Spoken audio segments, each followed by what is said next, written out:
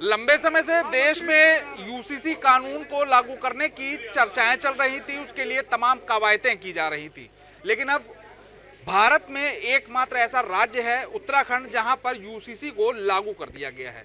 UCC को लेकर तमाम चर्चाएं चल रही हैं, तमाम वार पलटवार हो रहे हैं और ऐसे में बुद्धिजीवी वर्ग के बीच में हम मौजूद हैं और ऐसे में जो कानून के जानकार हैं उनसे इस विषय में पूछना शायद बहुत ज़रूरी होगा, क्योंकि कानून लागू होता है तो कानून को चलाने वाले भी इसमें अहम भूमिका निभाते हैं और ऐसे में तमाम अधिवक्ता यहाँ पर मौजूद हैं। हम कानपुर कोर्ट में हैं और यहाँ पर आप तस्वीरें देख सकते हैं किस तरीके से यहाँ पर तमाम अधिवक्ताओं का एक बड़ा जमावड़ा है।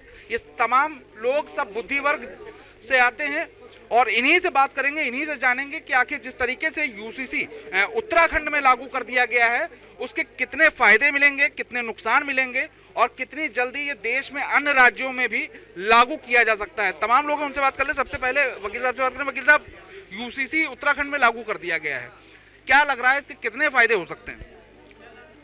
देखिए, मैं कानपुर में प्रैक्टिस करता हूँ। एडवोकेट मोहित श्रीवास्तव मेरा नाम है। देखिए, यूसीसी जो लागू हुआ है ये पूरे भारत देश में लागू हो जाना चाहिए। हमें समझना चाहिए कि यूसीसी की मूल भावना क्या है। अभी भी आप देखेंगे कि मुस्लिम महिलाओं को तलाक देने के लिए कोई न्यायालय का सहारा नहीं मिलता। जो चाहता है 3 तलाक बोल देता है और वो महिलाएं तलाक हो जाता है। लेकिन यूसीसी लागू हो जाने से पूरे एक प्रोसेस से गुजरना पड़ेगा। जैसे हिंदू महिलाओं को तलाक देना असंभव है उनकी मर्जी के बगैर, उस प्रकार से मुस्लिम महिलाओं को तलाक में राहत मिलेगी। तलाक की दर में निश्चित रूप से गिरावट आएगी। अभी तो शरीयत लॉ लागू है तो जब चाहते तब दे देते हैं। दूसरा, वसीयत में अधिकार मिलेगा मुस्लिम महिलाओं को।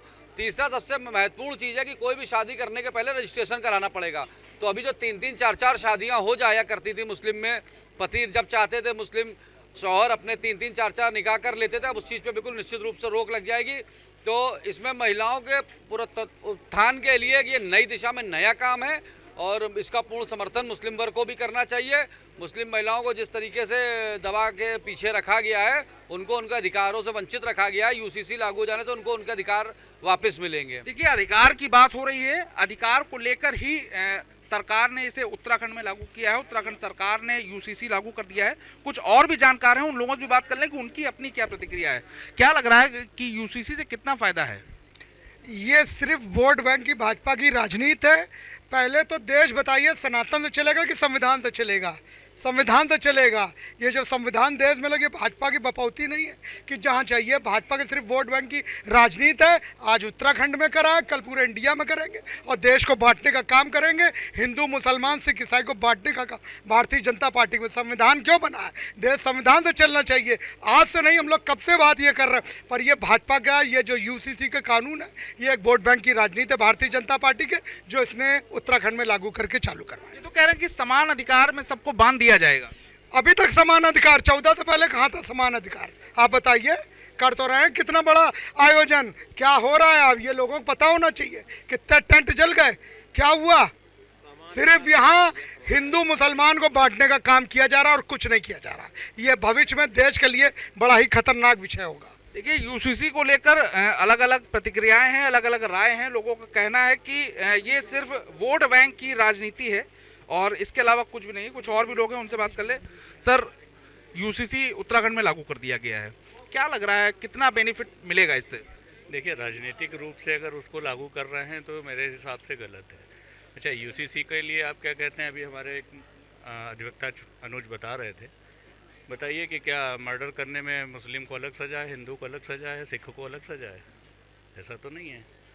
जितने भी कानून हमारे चल रहे हैं उसमें कॉमन मिनिमम कोड्स की जो ये बात कर रहे हैं, तो क्या मसविदा तैयार करने के लिए हम कानूनविदों से राय ली गई या किसी अन्य ऐसे एजेंसियों से राय ली गई जिससे उसका सार्वजनिक महत्व हो जाता? आप ये कहते हो मुस्लिम कानून के लिए, तो मुस्लिम कानून के लिए तो आप पहले ले आए डाइवोर्स एक्ट। कहाँ कोई डाइवोर्स दिए दे रहा है? 3 तलाक को आपने बैन कर दिया है, तो यूसीसी को लाने की आपको आवश्यकता क्या पड़ी? क्या कॉन्स्टिट्यूशनल ने जब आपके कॉन्स्टिट्यूशनल राइट्स दिए हुए हैं, जो हमारे अभी छोटे अनुज ने बताया, तो हम जब संविधान से चल रहे हैं तो संविधान प्रदत्त अधिकार जो हमारे मौलिक अधिकार रहे होंगे या संवैधानिक अधिकार जो हमको मिले हुए हैं, हम उसके अकॉर्डिंगली वर्क करेंगे। सरकार को करना, अब आप रजिस्ट्रेशन कराना। इसके पहले आपने एनआरसी भी तो लागू किया। असम ने एनआरसी लागू किया और 6 लाख हमारे हिंदू भाई उस एनआरसी से पीड़ित हो गए। उसके बाद आपने ख़त्म कर दिया।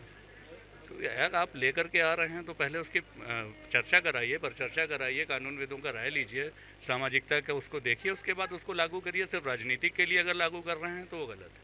तो देखिए यूसीसी को फिलहाल कुछ अधिवक्ता राजनीतिक शगुफा भी मान रहे हैं कि वोट बैंक की राजनीति है। कुछ और भी लोग हैं, उनसे बात कर ले। सर, यूसीसी लागू किया गया है, क्या लग रहा है कितना उचित है ये कानून? ये केवल हिंदू वोटों के ध्रुवीकरण के लिए इस तरह के कानून लाए जा रहे हैं, जबकि इनका कोई भी किसी तरीके का महत्व नहीं है। देश में संविधान है, संविधान प्रदत्त न्याय व्यवस्था है, उन न्याय व्यवस्था पर सारे लोग चल रहे हैं, सारे लोग उसका पालन कर रहे हैं और सब लोगों के ऊपर वो प्रभावी है। इसके बाद ये अपने मनमाने तरीके से बिना किसी चर्चा के, बिना किसी लोगों को गुड फेथ में लिए हुए जो मनमाने आते हैं वो अपने हिसाब से ये कानून बना रहे हैं, जिसका कि हम समर्थन नहीं करते। सरकार कह रही तमाम मंथन करने के बाद इस तरीके का कानून लाया गया है, तमाम पहलुओं पर चर्चाएं की गई हैं, उसके बाद इसको धरातल पर लाया गया है। तो क्या लग रहा है किस तरीके यहाँ पे ये किसी पूरे देश की बार एसोसिएशनों में इसकी चर्चा होनी चाहिए, जहाँ पर कानून की बात होती है। किसी भी बार एसोसिएशन में कोई कहीं पे भी चर्चा नहीं हुई। चर्चा उन्होंने अपने जगहों पर अपने लोगों से कर ली, वो एक अलग की बात है, लेकिन सार्वजनिक रूप से कहीं पे भी कोई चर्चा नहीं हुई। पूरे देश में लागू करने की बात की जा रही थी, क्या लग रहा है उत्तराखंड में अगर लागू हो गया तो क्या जल्द, ऐसा तो नहीं कि बहुत जल्द देश के अन्य राज्यों में भी इस तरीके का कानून लागू कर दिया जाएगा? चूँकि उनकी सरकार है, पूर्ण बहुमत की सरकार है, मनमाने तरीके से, हिटलरी तरीके से चला रहे हैं, वो जहाँ चाहें जो चाहें वो लागू कर दें। तो देखिए सरकार पर भी चीज़ें मढ़ी जा रही हैं कि सरकार सत्ता में है और सत्ता में होने के बाद वो अपनी मनमानी ढंग से नए नए कानून जनता के ऊपर थोप रहे हैं। कुछ और भी लोग हैं, उनसे बात कर लें। सर, यूसीसी के लिए तमाम चर्चाएं हो रही हैं कि जैसे उत्तराखंड में लागू कर दिया गया है, बहुत जल्द यूपी भी है या फिर अन्य राज्य हैं, क्या वहाँ पर भी लागू हो सकता है? मैं शिशिर पांडे, एडवोकेट, पूर्व मंत्री कानपुर बार हूँ। ये इनका ट्रायल ही है, अभी इन्होंने उत्तराखंड लागू किया है। मुझे लगता है कि बाकी भी राज्यों में बहुत जल्दी यूसीसी लागू करेंगे और मुझे ऐसा लगता है कि एक देश एक कानून के तहत सभी जगह एक जैसा ही होना चाहिए। ये कर रहे हैं वो अच्छा ही कर रहे हैं, जनता के हित ही में कर रहे हैं। अलग अलग व्यक्तियों के अलग अलग विचार हो सकते हैं। कोई भी गवर्नमेंट कानून लाती है तो उसका मसविदा तैयार होता है, कुछ कानूनविद, कुछ एजेंसीज होती हैं जिनकी राय ली जाती है, उन सब के बाद आता है। बिना जाने समझे किसी विषय पे कुछ कह देना ये अनुचित है और मुझे ये लग रहा है कि इसको ट्रायल के तौर पर परीक्षण करने के उपरांत अन्य राज्यों में भी लागू किया जाएगा। तो देखिए वन नेशन वन इलेक्शन की तर्ज पर भी इसे समझा जा रहा है। फिर से एक बार बात करेंगे, बोल रहे हैं एक देश एक कानून की तरीके ही ये जो उत्तराखंड में लागू किया गया है यूसीसी, उसी तरीके से माना जा रहा है। मैंने तो पहले का ये बीजेपी की सोची समझी रणनीति है कि पूरे देश में लागू करना, पर आप ये बताइए देश चलना किससे है? सनातन से चलना है, रोजी रोटी सनातन से चलनी है हमारी। हमारा कॉन्स्टिट्यूशन क्यों बना है, कितने आर्टिकल के विषय में जानकारी। हमारे बड़े भाई ने भी बताया कि कभी कोई भी लॉ आता है या कोई चीज़ आती है तो उसके विषय में मंथन होता है, उसमें जानकारी। इसीलिए एडवोकेट्स बने हैं। आप अपने सीनियर एडवोकेट राय लेनी चाहिए कि आप किसी के ऊपर कानून थोप देंगे। ये सिर्फ बीजेपी का बनाया हुआ फंडा है और बीजेपी राजनीतिक पहलू की तरह इसका फायदा उठाना चाहती है। तो देखिए बीजेपी राजनीतिक पहलुओं का फायदा उठाना चाह रही है। एक बार फिर से बात करेंगे, क्या कहना चाह रहे हैं? देखिए, जैसा ये लोग बार बार एक चीज़ उठा रहे हैं कि देश किससे चलेगा, संविधान चलेगा कि सनातन चलेगा, तो हम भी ये पूछना चाहते हैं कि देश संविधान चलेगा कि शरीयत से चलेगा। लेकिन विषय यहाँ पे पूछने का वकीलों के बीच में ये नहीं होना चाहिए। वकीलों के बीच जो विषय है वो कानून। सुप्रीम कोर्ट ने अभी निर्णय दिया कि जो है देश में एक नागरिक संहिता के लिए उन्होंने स्पष्ट गाइडलाइन करी कि पूरे भारत देश में जो संविधान की मूल भावना है कि भारत के प्रत्येक नागरिक को समान अधिकार है और उसकी समान दृष्टिकोण से कानून देखता है। लेकिन जब से ये पर्सनल लॉ लागू था, मुस्लिम पर्सनल लॉ लागू था, तो जो एक समान नज़र से देखने वाली बात थी वो कहीं ना कहीं उसमें पर्दा डालती थी कि एक नज़र से नहीं देखा जाता था वहाँ पे महिलाओं को। तो अब ये कानून लागू हो जाना, जो सुप्रीम कोर्ट की गाइडलाइन भी इसके बिल्कुल स्पष्ट है और देश के संविधान की, बाबा साहब के बनाए संविधान की भावना के अनुरूप है कि देश को एक कानून से चलना चाहिए, सबको एक नज़रिए से देखना चाहिए। फिर यहाँ पे महिलाओं को अधिकारों से वंचित क्यों किया जाता रहा है? अब तो देश में जो सब लोग संविधान की दुहाई दे रहे हैं, तो मैं उनसे पूछना चाहता हूँ, संविधान तो यही कहता है कि एक नज़रिए सबको देखा जाए, तो महिलाओं को भी अधिकार होना चाहिए, उनको भी ऐसे तलाक नहीं होना चाहिए, उनको भी शादी के पहले सुरक्षा मिलनी चाहिए, उनको भी जो है प्रॉपर्टी में हिस्सा मिलना चाहिए, वसीयत में हिस्सा मिलना चाहिए। जो अभी तक जो था पर्सनल लॉ बोर्ड अलाउ नहीं करता था, अब बराबर से होगा। संविधान बराबर से लागू करने की बात कर रहे हैं, क्या लग रहा है? कॉन्स्टिट्यूशनल राइट में आपको क्या हम डाइवर्सिटी को हमारा कॉन्स्टिट्यूशन मानता है कि नहीं मानता है? हमको धार्मिक आज़ादी कॉन्स्टिट्यूशन देता है कि नहीं देता है? जब कॉन्स्टिट्यूशन प्रदत्त अधिकार है हमको अपने धर्म को मानने के लिए, धर्म को चुनने के लिए, धर्म के रीति रिवाज का पालन करने के लिए पूर्ण संरक्षण प्राप्त है, तो हम अपने धर्म के अनुसार अगर कोई कार्य कर रहे हैं तो उसमें किसी अन्य धर्म को क्या दिक्कत है? वहाँ दिक्कत हो सकती है जब मेरे किसी कार्य से आपको व्यक्तिगत क्षति पहुंच रही हो या सामाजिक क्षति पहुंच रही हो।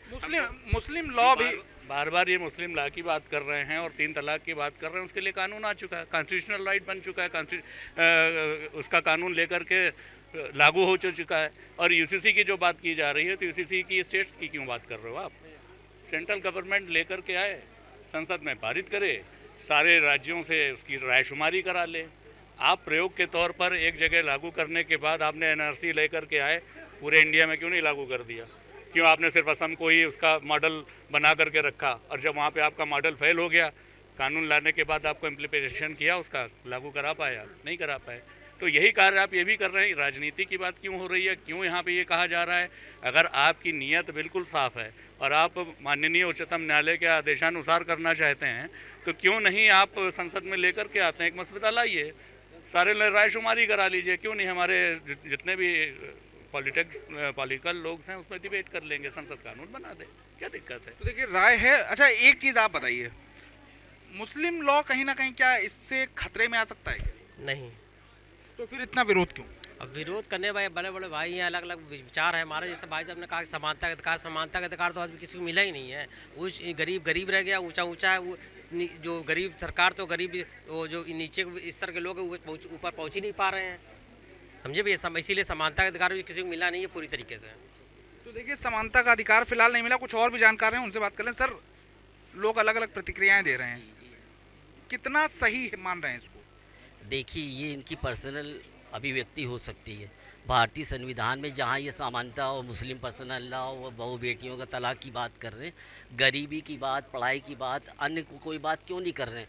अगर समानता की बात है, 85% दलित समाज है हमारा, उनको मंदिरों में काहे नहीं पूजा पाठ की अनुमति देते हैं? उनको दूर खड़ा कर देते हैं, वहाँ पर उनका विचारों को वहाँ तक पहुँचने नहीं देते हैं। अगर ये समानता है तो 85% दलितों में बताओ कितनी मंदिरों में, जितनी बड़े बड़े हमारे मठ हैं, शिक्षा की बात करते हैं, सारी चीज़ इनकी फर्जी है, काल्पनिक आधार पर रणनीति बनाते हैं। एक बात। दूसरी बात, हमारे प्राइम मिनिस्टर ने कहा अपनी ही पार्टी में अपने वरिष्ठों को किनारे लगा दिया। जो निजी संविधान उन्होंने भारतीय जनता पार्टी का बनाया था, 72 ईयर ओल्ड को हम किनारे कर देंगे। माननीय मुरली मनोहर जोशी जी, आडवाणी जी, जिसने रथ यात्रा चलाई, काहे किनारे लगे? ये समानता का अधिकार है, ये समानता की विचारधारा है। मतलब किसी भी तरह की आपत्तिजनक खेदजनक वक्तव्य प्रेषित कर देना अक्सरियत के आधार पर, ये कहीं पे भी समानता का अधिकार है। क्या सिख धर्म अपने जो वहाँ पूजा पद्धति करता है, अपना जो कार्यशैली अपनाता है, उसको भी अलग कर देंगे? मुसलमान अलग करता है नमाज, उसको अलग कर देंगे? हर विचारधारा को भारतीय संविधान ने जब बना है तो एकता और सद्भावना की भावना से क्यों नहीं बात करते? फर्जी बात करते किसके? इन्होंने जैसे बाबूजी ने बताया, हमारे पीछे खड़े वरिष्ठ पदाधिकारी हैं, वरिष्ठ वकील हैं, तो किसी बात को बोलने से पहले ये नहीं मान के चलना चाहिए कि हम किस धर्म को फॉलो कर रहे हैं। हम भारतीय संविधान जिसकी हम खा रहे हैं, जिसका हम कॉलर लगा के यहाँ आ रहे हैं, उस कॉलर की बात करना चाहिए, संविधान की बात करना चाहिए। एक परिधान एक विधान की बात जो ये कर रहे हैं, कहाँ एक विधान है? दलितों के लिए अलग विधान है, मुसलमानों के लिए अलग संविधान है। ये गलत धारणा है। एकता की बात, 1 मिनट मान्यवर, 1 मिनट आप बोल रहे थे, हम नहीं बोल रहे थे। इस खाली मुस्लिम दलितों हैं और जो दलित महिलाएं हैं उनका बलात्कार केलर फेरल में हो रहा, उनको लिए उनको जिम्मेदार है? प्राइम मिनिस्टर विदेश में घूम रहे, ये कोई बात होती है? इस तरह तमाम तरीके की फर्जी कहानी बताने के लिए खाली आरएसएस के लोग जो है, मुट्ठी भर लोग जो अपनी बात को मनवाने के लिए चल रहे हैं। अब संविधान की बात वहाँ हो रही है, वहाँ पे नहाने जा रहे हैं, वहाँ संविधान की बात कर रहे हैं। नहाने वहाँ संविधान की बात, लोकसभा बनी, विधानसभा बनी, विधान परिषद बना, राज्यसभा बनी, तमाम विधि परामर्शी बनी है। भैया 1 मिनट चुप रहेंगे मान्यवर, अपनी चर्चा कर। विधायक में विधान परिषद के अंदर विधायकी वो बनी है, विधायिका से क्यों नहीं बात करते हैं? फालतू की बात करते? किस संविधान में ये बताया गया? एक पक्षी बात करके किसी को दबाने का काम करेंगे क्या? ये इनकी गलत धारणा है। अगर अधिवक्ता समाज ये इस तरह की बात करेगा, अमुक विचारधारा लेकर, हमारा एक संविधान है अधिवक्ताओं का, एक विचार, एक व्यवस्था। हम उन चीज़ों का विरोध करते हैं जिनका कोई विधिक मूल्य नहीं। ये फर्जी तरीके से जो बनाया जा रहा ये इतने बड़े वरिष्ठ हैं, हम लोग इनके सामने कनिष्ठ हैं। अगर कनिष्ठ लोग उस इस तरह एक पक्षी बात करते हैं, 1 साल के उन्होंने बना दिया, जाओ आप बन जाओ सरकारी वकील, बन गए 1 साल के लिए, जो पार्टी आता। क्या बदलाव होने चाहिए? बदलाव ये होना चाहिए जिस तरह चलता चला रहा सबको लेके, जो हमारा लोकतंत्र है सबको लेके, कोई शाही तंत्र राजतंत्र नहीं है। किसी की भावनाओं को ठेस पहुंचा के हम राज नहीं कर सकते, कितने आए और कितने चले गए। तो देखिए, भावनाओं को ठेस पहुंचाकर कोई भी कानून नहीं बनाना चाहिए, इस तरीके की लोगों की राय है। कुछ और भी लोग हैं, उनसे बात कर लें। सर, क्या क्या कहना चाहते हैं? हाँ जी, ये 3 तलाक आज के युग में असंभव है और सताने के लिए होता है। आप देख रहे हैं कि ये स्त्रियों के विषय में लेडीज़ से भी आप नहीं संपर्क करके जेंट्स से आप संपर्क कर रहे हैं, तो जेंट्स तो अपनी अपनी बात करेगा। अच्छा, कभी भी 100% लोग एक साथ किसी भी कानून के लिए नहीं होते, लेकिन आज के ज़माने में तलाक या 3 तलाक बिल्कुल गलत है। और 12 बजे रात को साहिबानों केस में तलाक हुआ था, तो वो बुढ़िया कहाँ जाएगी? उसके विषय में सुप्रीम कोर्ट के 50 आदेश हैं और लेटेस्ट आदेश हैं कि एक कानून पूरे देश में होना ही चाहिए। यहाँ किसी का धर्म का विरोध कहाँ हो रहा है? यहाँ तो हमारी 50% आबादी है नारियों की, उनके हित का कार्य किया जा रहा है। तो हित का कार्य करने के कारण ही ये लोग बार बार सत्ता में आ रहे हैं, दूसरे लोगों को भी, सार्वजनिक लोगों की सत्ता के लिए, लाभ के लिए। और आज हमारी समझ में कोई भी हमारा दलित भाई हर मंदिर में जा सकता है, कौन कह रहा है कि नहीं जाता ना? और हम लोग खुद जाते हैं। और इसलिए आज के युग में ये चीज़ें होना जरूरी है। एक आध मंदिर की मैं बात नहीं करता, आप व्यक्तिगत में हिंदू मुस्लिम सब हम एक आध मंदिर की बात नहीं करते। एक आध मंदिर यदि फिलहाल अलग अलग तर्क हैं। वन नेशन वन एजुकेशन से भाग रहे हैं, वन हेल्थ से भाग रहे हैं। जब इस देश के अंदर वन नेशन है तो one nation, one tax, one education, one health, one justice से भाग रहे हैं, वन नेशन से भाग रहे हैं, वन एजुकेशन से भाग रहे हैं। आज जरूरी क्या है? अगर शिक्षित पूरा देश हो जाएगा। आज हमारे यहाँ पर दोहरी शिक्षा नीति है। आज जो शिक्षा नीति है, एक तरफ आरक्षण का विरोध है और दूसरी तरफ कैपिटेशन फीस का बढ़ावा है। तो कैपिटेशन फीस जो है वो आरक्षण से ज़्यादा खतरनाक है। इसलिए खतरनाक है कि वो चंद पूंजीपतियों के लिए है और पूंजीपति के लोग ही कैपिटेशन फीस दे करके वहाँ पे जा रहे हैं। देखिए, सबके फिलहाल राय है अलग अलग। एक बार और भी बात कर लेंगे। चाचा कह रहे हैं कि बहुत सी चीज़ों में अभी भी असमानता है। असमानता रात भरे में पूरी नहीं होती, धीरे धीरे करके पूरी होती है डेमोक्रेसी में। लेकिन जो आवश्यक कार्य होते हैं वो डेमोक्रेसी में पहले किए जाते हैं। आज लेडीज मंगल ग्रह में जा रही हैं, चंद्रमा में जा रही हैं। यहाँ हिंदू है न मुसलमान है, पैदाइशी एक समान है सब। कब ये व्यवस्था पूरी होगी? 100 साल हो, कम से कम 75-76 साल हो गए, आज भी असमानता बरकरार है। आज हम शहर में हैं, शहर में हम नहीं देख रहे, गाँव में आप देखिए, गाँव में कैसे असमानता है। घड़ा छू लेने से हत्या हो जाती है बच्चे की। तो फिलहाल अलग अलग राय है। कुछ युवा भी हैं, कुछ युवा अधिवक्ता हैं, उनसे देखिए, देश संविधान से चलेगा। जैसे बाबूजी ने अभी कहा कि दलित भाइयों को मंदिरों में जाने दिया जाता है। जब राम मंदिर प्रतिष्ठा हुई थी तो देश की राष्ट्रपति द्रौपदी मुर्मू वहाँ थी, आप बताइए, थी नहीं? उनको नहीं बुलाया गया क्योंकि देश में सिर्फ, जैसे बाबूजी ने कहा, शिक्षा की बात नहीं होगी, अस्पताल की बात नहीं होगी, रोजगार की बात नहीं होगी। सिर्फ वही एक मुद्दा है, लोगों को भटकाना। हिंदू मुसलमान करो, राजनीति में बने रहो, धर्म के नाम पे रोटी सेकना। देखिए, फिलहाल अलग अलग राय है। यूसीसी उत्तराखंड में लागू हो चुकी है और अब देश में अलग अलग लागू होने की बात है। कुछ और भी लोग हैं, बात करना चाह रहे हैं। क्या कहना चाहते हैं? जी, ये यूसीसी जो है, हम इसके जो है कुछ तर्क में भी जो है कुछ आंसर देंगे, कुछ जो है अपोजिट भी आंसर देंगे। क्या लग रहा है, कितना सही है? ये जो हमको 50% सही लग रहा है, 50% गलत भी लग रहा है। 50% गलत में क्या है? अरे 50% का मतलब जो है, यहाँ पर जो है जब महिलाओं की जो है, आप मुस्लिम समाज में देख लो, महिलाओं को क्या अधिकार दिया गया है, उनका कहाँ तक क्या शोषण होता है, कितनी मेहनत करती हैं बेचारी। और इसके अलावा यहाँ पर भी देखो, हिंदुओं में भी सारी चीज़ें होती हैं। हिंदुओं में जो है बराबर का अधिकार दिया गया है। क्या तो फिलहाल अलग अलग तर्क हैं लोगों के, अलग अलग चर्चाएं हो रही हैं, अलग अलग बात हो रही है।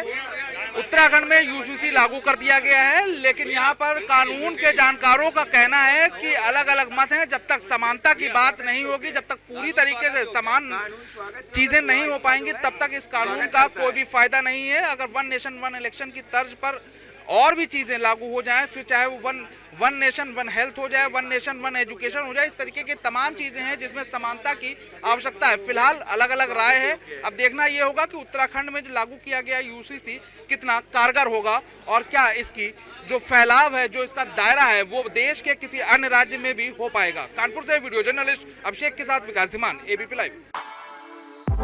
For exclusive and insightful videos, subscribe to our new channel ABP Live Premium.